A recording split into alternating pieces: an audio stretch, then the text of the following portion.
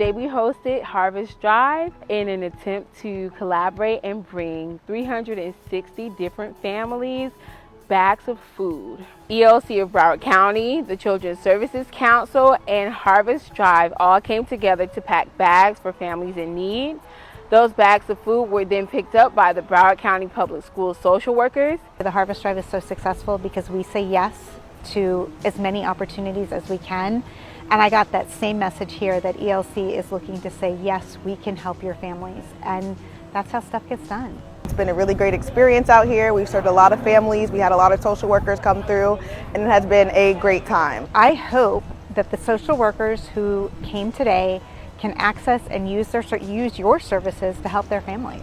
Those families also went home with resources for ELC services, which include bookworms, the school readiness program, VPK, and our warm line for identifying and helping with challenging behavior. I think the key takeaway is for people to realize that there's so many resources out here that are available for our community, that they're out here. We work together. We want to bring these resources to our community and let them know that we're out there for them.